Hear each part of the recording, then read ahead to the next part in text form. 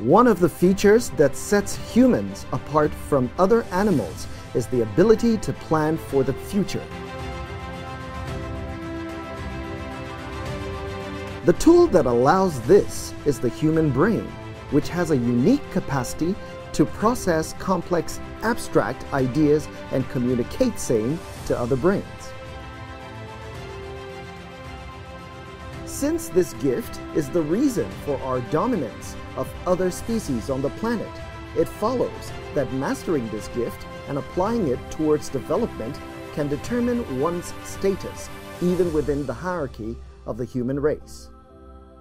The Tertiary Education Trust Fund has a crucial understanding of the role research and development plays in guaranteeing an improved quality of life for all Nigerians.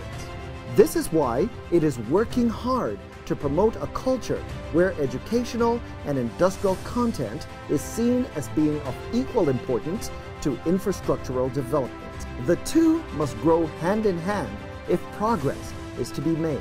Professor Suleiman Elias Bogoro, the Executive Secretary of TETFund, shares his vision for the Standing Committee on Research and Development and the foundation which will succeed it.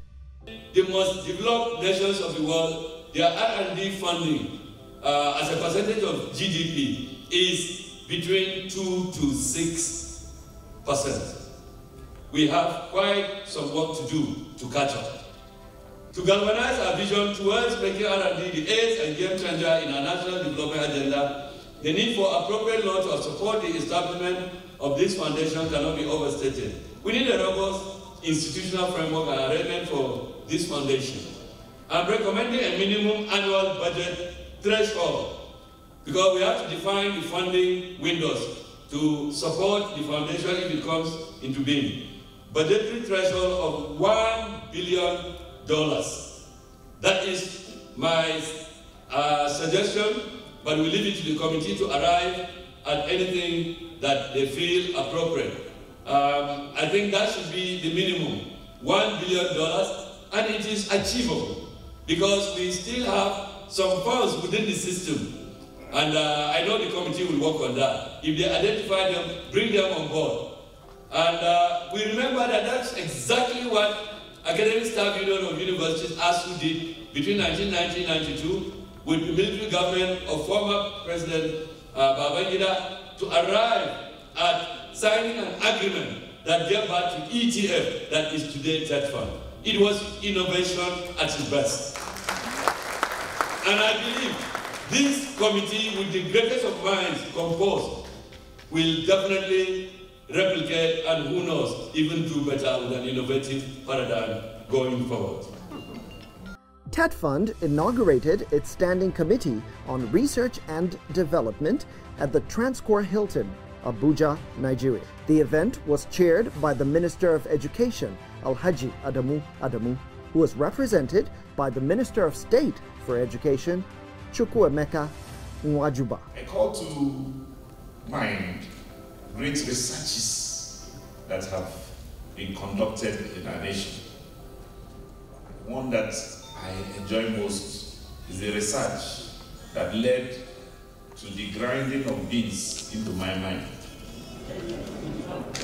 My mother and mothers before her conducted extensive research to know that beans ground and made into porridge, heated up, can feed a young boy and he'll be smiling at you like this. They also discovered that if you do not heat it in water, but put the same paste in oil, it can turn to kose. Great researchers they were. But the challenges of our new sociology compels us to expand the realms of our economic participation and therefore challenges our innovative spirit and where we must charge at. The committee members, drawn from a pool of Nigerian researchers and innovators, representative of relevant MDAs and the private sector, are expected to drive TETFund's intervention policy in public tertiary institutions towards the nation's economic and technological competitiveness.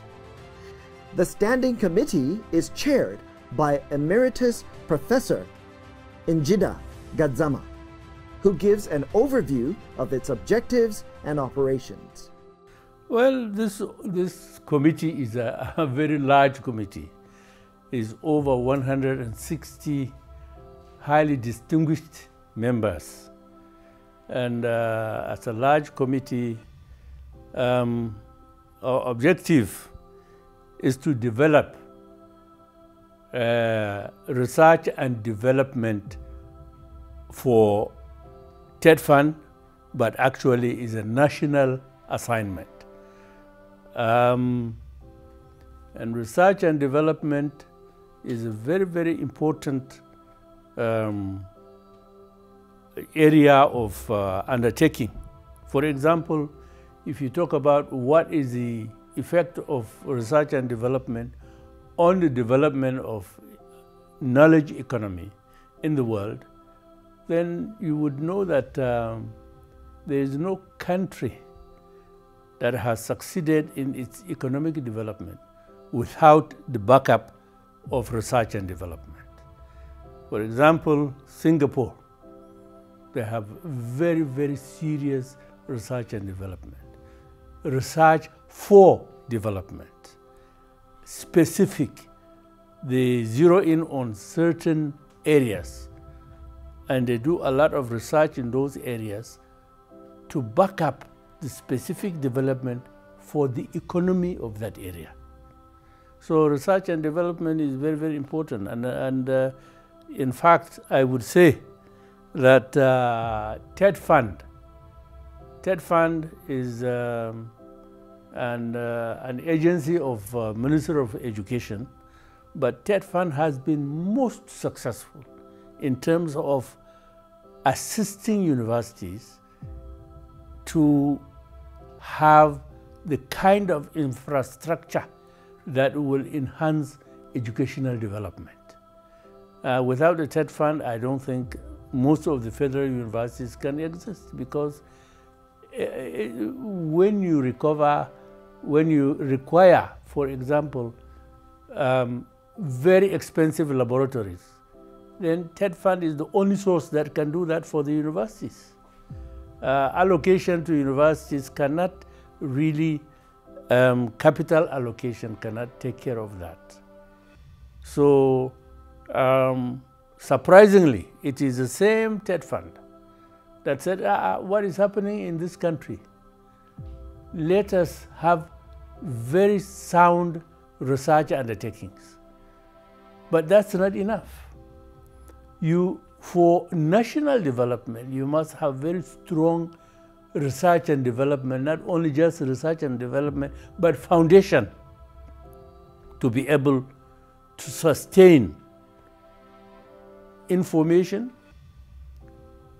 to back up the research priorities. R&B activities lead to a systematic creative work resulting in new knowledge that can then be used to formulate entire new products, as well as to improve existing ones.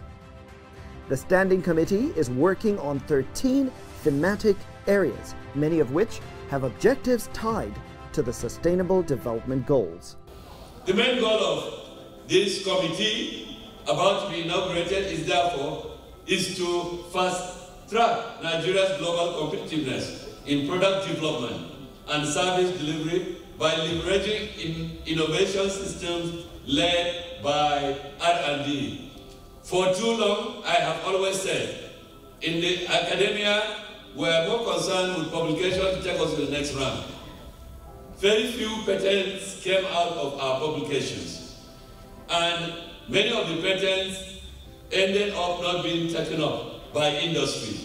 And that is why we have this platform that will sit and review the issues and challenges and proceed to make recommendations that will be a new beginning for our country. The key strategic focus of the exercise that this great committee is to undertake include institutionalization of R&D in Nigeria, content development in our tertiary institutions for improved global ranking, stimulating the development of R&D units and departments in private and public enterprises in Nigeria, establishment of National R&D Foundation for sustainable funding and management, mainstreaming R&D solutions for economic diversification, front-loading R&D for policy program and project development by governments at all levels. We can improve on the ranking of our universities, by the way, in Nigeria through deepening research, building our manpower capacity and enhancing our research infrastructure base. It looked like an utopian target from the beginning, but I'm happy to take note that TETFund has, through these deliberate interventions in our tertiary institutions over the years, achieved some significant milestones in this journey. We may not be there yet. Agriculture is a key subcommittee, subgroup. And in each group, there will be about 14, 15 members of highly selected members for that group. Not necessarily professional of that group necessarily, but an heterogeneous group that will be discussing, but mainly professionals from related to that group. For example, agriculture. You have professors, renowned professors in agriculture, not only in crop science, but in animal science and in food science, and in fact, unions are included. So that you know that when you are discussing, you are not just discussing that parochial situation, you are discussing on a more global level. What will it be when you do research in agriculture? Extension must be part of that agriculture. Not only that, even labor should be part of that committee. You see, that is the trend of the formation of these 13 groups. With so many professionals and intellectuals coming together to work under one standing committee, one wonders exactly how they intend to work and in what manner the dynamic team will be deployed. It's amazing. TETFund has done very well. TETFund has prepared the grounds before these 160 people came. So these committees, they have, for example, a technical coordinating committee, technical coordinating team, they call them.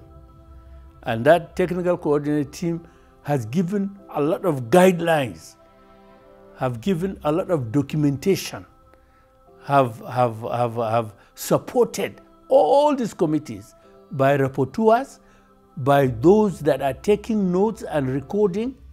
So in terms of coordination is wonderful. In fact, we just completed our meeting downstairs, interacting with the leaders of these 13 committees. And then, of course, we had also a meeting with the technical coordinating team to encourage them that they are really the real support. Whatever the committees would want, they are the ones to provide. And any other consultations, because these 13 committees are not just committees without connection with other discussions in the other committees.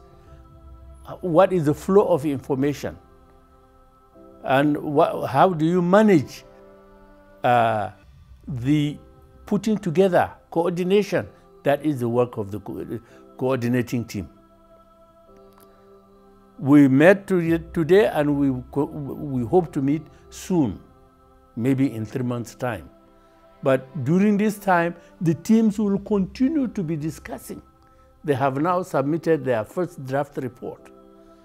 But that's not the final. During this period, they will be discussing, they will be using Zoom facilities to discuss with each other. They will be going out to, again, manage to get more information to back up their team report, their team document. If you are driving your R&D activities to reduce manufacturing cost and improve your processes, it can provide you with less costly processes to manufacture your product, and therefore provide them at more competing prices to your customers or increase your profit margins. This shows why research is a priority. Research is a priority, but it has to serve the development of the nation. Henceforth, it has been institutional research. In the universities, you have institutional research. Now is more broader nationally when NUC is backing research. For example, I have a research grant from NUC that backs my research. But this one is bigger than that. This one now is research what we do in Nigeria to back up development of this country. And this is wonderful because people have been discussing about research and development, this is the first time that that kind of thing has happened. And not only happening, but having national membership of really respected professionals and industrialists coming together. In this case, it's not just academia sitting by himself discussing. No. This time, you have industrialists. The chairman of industries is a member of this committee. And government is member of this. And then academic, very serious, very highly recognized academicians are part of this. Many renowned professors, distinguished in their areas, are part and parcel of this. We actually need to get the thematic areas right. You can see we are matching two things, research and development. Let me start from the point of research. Research is about probing into what is existing or what you think is a new thing that you need to get clear, and how you want to make use of that, the outcomes and output of that probing. So that's why what you see in research is that you are starting with a question, and that question you need to come up with hypothesis, either null or it's going to be positive. So, and even in new research, we can look at things like negative control and positive controls. What all of this is saying is that, yes, you are going with a clear mind to say, okay, I don't understand, or I understand, I want to assume that this is what is happening. But the actual experiment will tell you either true or false. So a lot of research are going on in this country. People do research, they don't know it is research. So what we consider as research is this country, what we do when we are writing thesis in colleges of education, polytechnics and university. But do you know that a lot of SMEs are actually conducting research and they don't know it is research? For you to say you want to go into actual business across the world, part of the research you need to actually conduct is your market analysis. You need to understand your environment, you need to do impact assessment when it's a big project, and all of these are studies.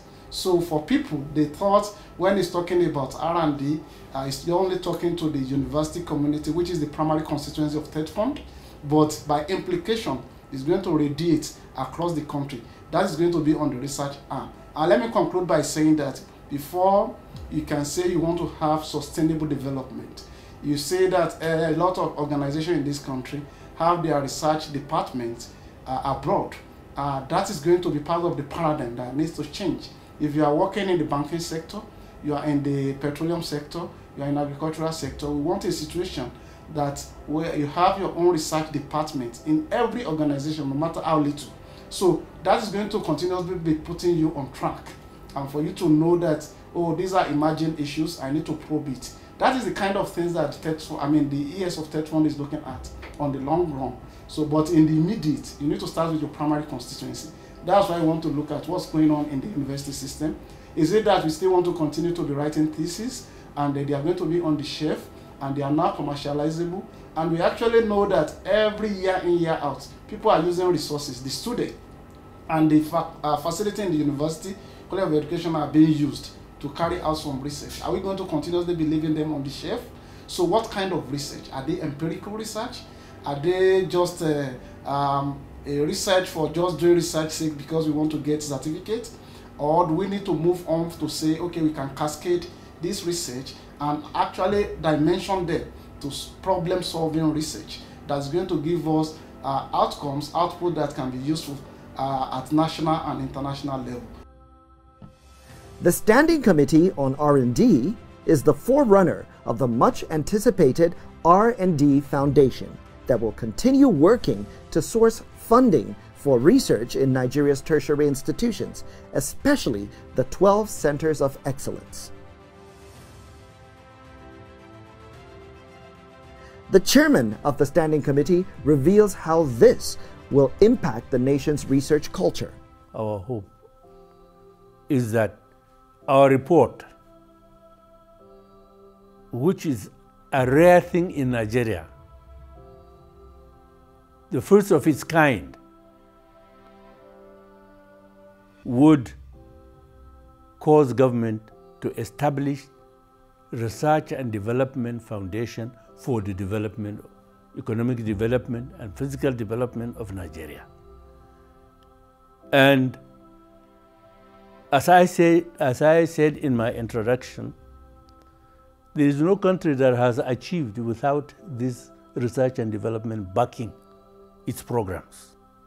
So we hope that the report and the foundation will now be a base to propel, enhance the key planning of government for developmental situation in the country. So far we have had development, I mean, but we must plan for development. We must have unity in development. We must have access. Developmental projects must have, for example, take for example, development of security.